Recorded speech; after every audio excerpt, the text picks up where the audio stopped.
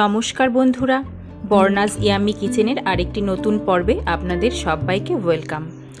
আজকে আমার রেসিপি একটি সম্পূর্ণ নিরামিষ, খুব কম তেল মশলায় আলুর তরকারি। রুটি, লুচি, পরোটা সব কিছুর সঙ্গেই এই দুর্দান্ত স্বাদের আলুর তরকারিটি পরিবেশন করা যায়।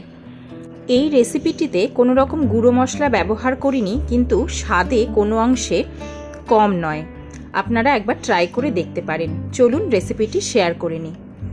আমি প্রথমে 4টে বড় সাইজের আলু এইরকম ডুমো ডুমো করে কেটে নিয়েছি। তারপর আলুগুলো ভালো করে ধুয়ে নিয়েছি। এখন নিয়ে নিলাম একটা মিক্সিং কন্টেনার। এর মধ্যে আমি কিছু মশলা পেস্ট করে নেব। নিয়ে নিয়েছি 2টো বড় সাইজের টমেটো, আর দিলাম 4টে কাঁচা লঙ্কা, 1 ইঞ্চি পরিমাণ আদা। এবার এটিকে খুব ভালো করে মিহি একটা পেস্ট বানিয়ে নেব। মিহি পেস্ট করা আমার হয়ে গেছে। আমি গ্যাস অন করে প্রেসার কুকার বসিয়ে দিয়েছি।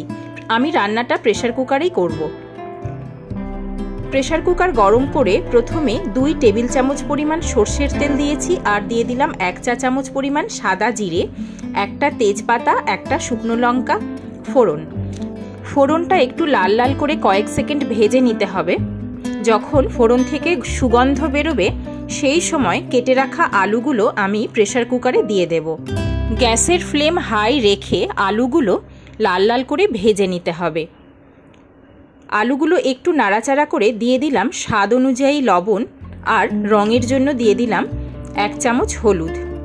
এখন সমস্ত উপকরণ ভালোভাবে নাড়াচাড়া করে মিশিয়ে নেব গ্যাসের ফ্লেম হাই রেখে। আলুগুলো কিছুক্ষণ সময় ধরে লাল লাল করে ভেজে নিতে হবে।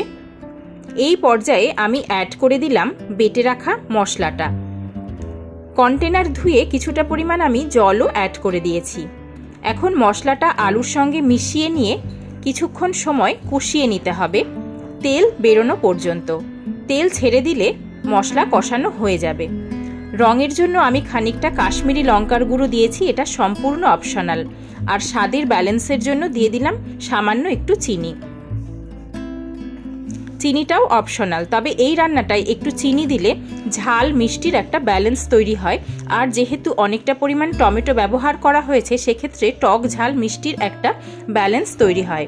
তাই চেষ্টা করবেন চিনিটা দেওয়ার। এখন আমি অ্যাড করে দিলাম কিছুটা পরিমাণ গরম জল। আমি রান্নাটায় খুব বেশি পরিমাণ ঝোল করব না, একটা মাখা মাখা টাইপের তরকারি হবে। এখন দিয়ে দিলাম সামান্য পরিমাণ শাহি গরম মশলার গুঁড়ো। ঝোলটা যখন সম্পূর্ণ ফুটে উঠবে, সেই সময় গরম মশলার গুঁড়োটা অ্যাড করে দিতে হবে। প্রেসার কুকারের ঢাকনা বন্ধ করে 3টে সিটি দিয়ে নিলাম। সম্পূর্ণ গ্যাস রিলিজ হওয়ার পর ঢাকনা খুলে নিয়েছি। এখন আলুগুলো খুন্তির সাহায্যে একটু ম্যাশ করে দিচ্ছি। একটু কেটে কেটে দিলে তরকারিটা একটু মাখা মাখা হবে, দেখতেও ভালো লাগবে, খেতেও সুস্বাদু হবে। রেডি হয়ে গেল আজকের দুর্দান্ত স্বাদের এই আলুর তরকারির রেসিপিটি। এটা রুটি, লুচি, পরোটা, এমনকি ভাতের সঙ্গেও নিশ্চিন্তে পরিবেশন করা যায়। রেসিপিটি একবার ট্রাই করে আপনারা দেখতে পারেন। আমি বর্ণা, আপনারা দেখছেন বর্ণাস ইয়াম্মি কিচেন। আমার ভিডিওগুলো যদি আপনাদের ভালো লাগে, আমার চ্যানেলটি সাবস্ক্রাইব করার অনুরোধ রইল।